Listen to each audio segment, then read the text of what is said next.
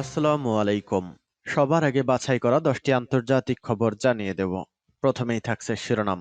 তবে তার আগে অনুরোধ থাকবে ভিডিওটিতে একটি লাইক দিবেন।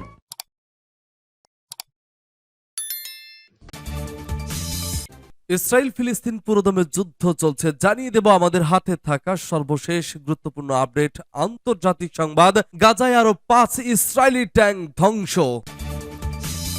এরপর জানিয়ে দেব মার্কিন ড্রোন ভূপাতিত করল ইয়েমেনের হাউসিরা। এদিকে হিজবুল্লাহর হামলায় ইসরায়েলি নাগরিক নিহত। এবং জানিয়ে দেব যুদ্ধ চলতে থাকলে যুক্তরাষ্ট্র রেহাই পাবে না বলছে ইরান। আরো জানিয়ে দিব ইসরায়েলের সামরিক অভিযানে স্পষ্টতই কিছু ভুল আছে বলছে গুতেরেস।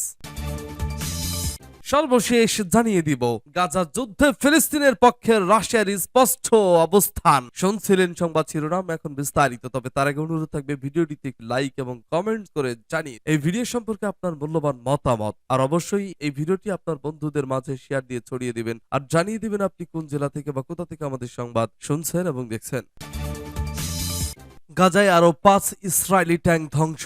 ফিলিস্তিনের ইসলামী প্রতিরোধ আন্দোলন হামাসের সামরিক শাখা ইজাজউদ্দিন কাসাম ব্রিগেড জানিয়েছে, উত্তর গাজার আত্তাউয়াম এলাকায় তাদের স্নাইপারের গুলিতে আরো এক ইসরায়েলি সেনা নিহত হয়েছে। এছাড়া গাজার বিভিন্ন স্থানে আরো 5টি ইসরায়েলি ট্যাঙ্ক ধ্বংস করেছে তারা। গত 33 দিন ধরে গাজায় নির্বিচারে বোমা হামলা চালাচ্ছে ইসরায়েলি বাহিনী। তবে গাজায় ইসরায়েলের স্থল অভিযান চলছে গত 13 দিন ধরে।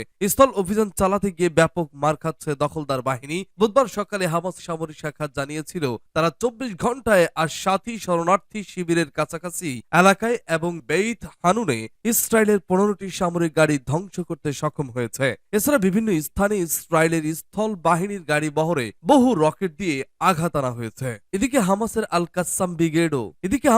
কাসাম ব্রিগেড আজও ইসরায়েলের তেল আবিবে রকেট ও ক্ষেপণাস্ত্র হামলা চালিয়েছে। বুধবার যেসব ট্যাঙ্ক ও সামরিক যান ধ্বংস করা হয়েছে সেগুলো ধ্বংসেও ইয়াসিন 105 রকেট ব্যবহার করা হয়েছে।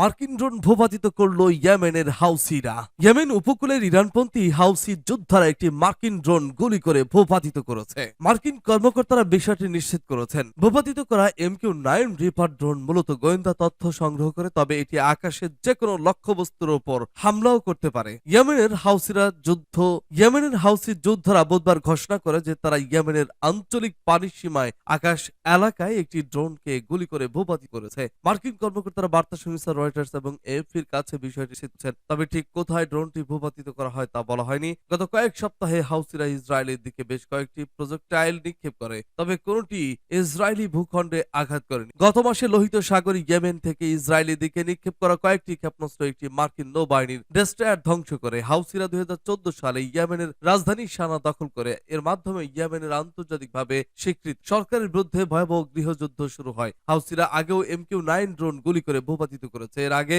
সর্বশেষ এমন ঘটনা ঘটেছিল 2019 সালে। প্রতিটি MQ-9 ড্রোনের দাম $30 মিলিয়ন।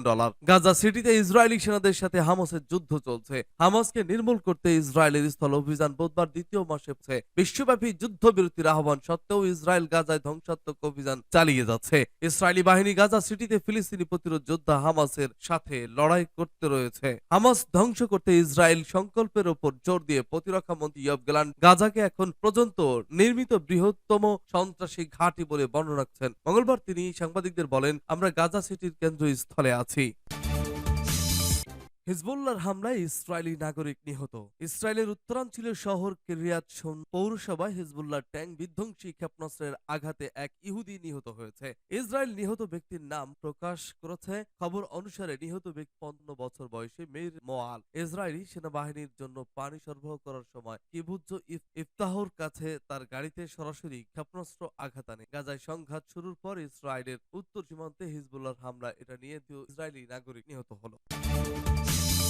যুদ্ধ চলতে থাকলে যুক্তরাষ্ট্র রেহাই পাবে না বলছে ইরান। ফিলিস্তিনের স্বাধীনতাকামী সশস্ত্র গোষ্ঠী হামাসের সঙ্গে টানা 3 সপ্তাহ ধরে পুরোদমে ইসরায়েলের যুদ্ধ চলছে। এই সংঘাত চলতে থাকাকালে ইসরায়েলের মিত্রদেশ যুক্তরাষ্ট্র নিজেও এই আগুন থেকে রেহাই পাবে না বলে মন্তব্য করেছেন ইরানের পররাষ্ট্রমন্ত্রী হুসাইন আমির আব্দুল্লাহিয়ান। মার্কিন স্থানীয় সময় বৃহস্পতিবার জাতিসংঘের সাধারণ পরিষদের মধ্যপ্রাচ্য বিষয়ক বৈঠকে তিনি এমন মন্তব্য করেন। খবর রয়টার্সের। ইরানের পররাষ্ট্রমন্ত্রী বলেন, আমেরিকার শাসক যারা এখন ফিলিস্তিনি গণহত্যা পরিচালনা করছে তাদের আমি খোলাখুলি বলছি, আমরা এই অঞ্চলে যুদ্ধের সম্প্রসারণকে স্বাগত জানাই না, কিন্তু গাজায় গণহত্যা চলতে থাকলে তারা এই আগুন থেকে রেহাই পাবে না। গত 7 অক্টোবর থেকে চলমান ইসরায়েলি হামলায় এখন পর্যন্ত 7,500-এর বেশি ফিলিস্তিনি নিহত হয়েছেন বলে দাবি গাজার স্বাস্থ্য মন্ত্রণালয়ের। এর মধ্যে শিশুর সংখ্যা প্রায় 2,700 আর আহত 17,000-এর। হোসাইন আমির আব্দুল্লাহিয়ান বলেন, হামাস ইরানকে বলেছে তারা বেসামরিকদের মুক্তি দিতে এবং ইসরায়েলি কারাগারে থাকা 6,000 ফিলিস্তিনিকে মুক্তি দেওয়ার জন্য বিশ্বকে চাপ দেওয়া অগ্রগতি। ইসরায়েলের সামরিক অভিযানে স্পষ্টতই কিছু ভুল আছে বলছে গুতেরেস।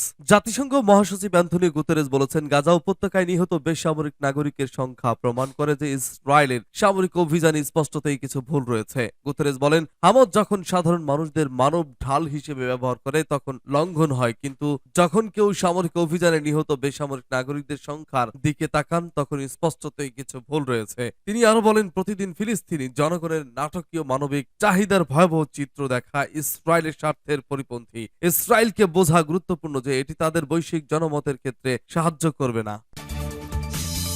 ফিলিস্তিনের পক্ষে রাশিয়ার স্পষ্ট অবস্থান। ইসরায়েল ফিলিস্তিন ট্র্যাজেডিতে রাশিয়ার ভূ রাজনৈতিক নিরপেক্ষতার জটিল বিষয়টি অবশেষে গত সপ্তাহে স্পষ্ট হয়েছে। এখানে 3টি বিষয় আমরা দেখব। প্রথমে রাশিয়ার প্রেসিডেন্ট ভ্লাদিমির পুতিনের কথা। 30 অক্টোবর তিনি তার দেশের নিরাপত্তা পরিষদ শীর্ষ সরকারি কর্মকর্তা ও নিরাপত্তা সংস্থার প্রধানের সমাবেশে বক্তব্য দেন। সেখানে একদিকে ইউক্রেন, অন্যদিকে ইসরায়েল ফিলিস্তিন এ দুটি যুদ্ধের বর্তমান ভূ রাজনৈতিক উত্তেজনার মধ্যে রাশিয়ার অবস্থান পুতিন স্পষ্টভাবেই তুলে ধরেন। পুতিনের ভাষায়, গাজায় এখন যে ভয়ঙ্কর ঘটনা ঘটছে তার কোনো ন্যায্যতা নেই। সেখানে লাখ লাখ নিরপরাধ মানুষকে নির্বিচারে হত্যা করা হচ্ছে, যাদের বোমা হামলা থেকে পালানো বা আড়ালে যাওয়ার জায়গা নেই। আপনি যখন রক্তমাখা মৃত শিশু দেখেন, নারী ও প্রবীণের দুর্ভোগ দেখেন এবং আপনি যখন দেখেন চিকিৎসকদের হত্যা করা হয়েছে, তখন আপনার মুঠ শক্ত হয়ে আসবে এবং আপনি চোখে পানি চলে আসবে। পুতিন স্পষ্ট করেই বলেছেন, যুক্তরাষ্ট্রের বর্তমান শাসক গোষ্ঠী ও তার অনুচররাই বিশ্বব্যাপী অস্থিতিশীলতা ও রক্তাক্ত যুদ্ধের প্রধান সুবিধাভোগী। তার ভাষায়, তাদের কৌশলও পরিষ্কার, তবে মার্কিন যুক্তরাষ্ট্র বৈশ্বিক পরাশক্তি হিসেবে দুর্বল হয়ে পড়ছে এবং তার অবস্থান হারাচ্ছে। সবাই এটি দেখছে, এমনকি বিশ্ব অর্থনীতির প্রবণতা বিচার করেও এটি বুঝতে পারছে। গুরুত্বপূর্ণ হলো, পুতিন তার অভ্যন্তরীণ ও গ্লোবাল সাউথের শ্রোতাদের জন্য এটিও স্পষ্ট করে বলেছেন, মার্কিন যুক্তরাষ্ট্রের শাসক গোষ্ঠী ও তার অনুচররাই ফিলিস্তিনিদের ট্র্যাজেডি এবং সাধারণভাবে মধ্যপ্রাচ্য গণহত্যার পেছনে রয়েছে। বস্তুত এ থেকে যা বেরিয়ে আসে তা হলো রাশিয়ার দ্ব্যর্থহীনভাবে গ্লোবাল সাউথ তথা বিশ্বের সংখ্যাগরিষ্ঠ জনমতের পক্ষে, যেখানে আছে আরব বিশ্ব থেকে শুরু করে সব মুসলিম দেশ এবং তার বাইরে আফ্রিকা, এশিয়া ও লাতিন আমেরিকা। মজার বিষয় হলো, রাশিয়ার কৌশলগত অংশীদার ইরানের নেতা আয়াতুল্লাহ খামেনি এবং হিজবুল্লাহর হাসান নাসরুল্লাহর মতের সঙ্গে একমত হয়েছে মস্কো। গত শুক্রবার তার তীক্ষ্ণ পরিচালিত শানজু স্টাইলের ভাষণে পুতিন বলেন, মাকড়সা সব গ্রহ এবং সমগ্র বিশ্বকে তার জালে জড়িয়ে ফেলতে চেষ্টা করে। এবার আসতে পারে রাশিয়ার দাপ্তরিক অবস্থানের কথা। ইসরায়েল ফিলিস্তিন বিষয়ে পুতিনের ভাষণের দুদিন পর জাতিসংঘে রাশিয়ার স্থায়ী প্রতিনিধি ভ্যাসিলি নেবেনজিয়া জাতিসংঘের সাধারণ পরিষদের বিশেষ অধিবেশনে বক্তব্য দেন। সেখানে তিনি স্পষ্ট করতে সক্ষম হন, দখলদার হিসেবে ইসরায়েলের আত্মরক্ষার অধিকার নেই। 2004 সালে জাতিসংঘের আন্তর্জাতিক আদালতের পরামর্শমূলক রায় এটি সমর্থন করে। সেই সময় আদালতে 15টির মধ্যে 14টি ভোটে এটি প্রতিষ্ঠিত হয় যে পূর্ব জেরুজালেম সহ অধিকৃত ফিলিস্তিনি ইসরায়েলের প্রাচীন নির্মাণ আন্তর্জাতিক আইনের পরিপন্থী। মস্কো নিরাপত্তা নিশ্চিত করার স্বার্থে ইসরায়েলের অধিকার স্বীকার করে, এমনটা বলার পাশাপাশি নেবেনজিয়া বলেন, এই অধিকার তখনই দেওয়া যাবে যখন জাতিসংঘ নিরাপত্তা পরিষদের মাধ্যমে ফিলিস্তিনি সমস্যার সমাধান, ন্যায্য সমাধান নিশ্চিত করা সম্ভব হবে। তিনি রেকর্ড দেখিয়ে বলেন, ফিলিস্তিন বিষয়ে জাতিসংঘের নিরাপত্তা পরিষদের কোনো প্রস্তাব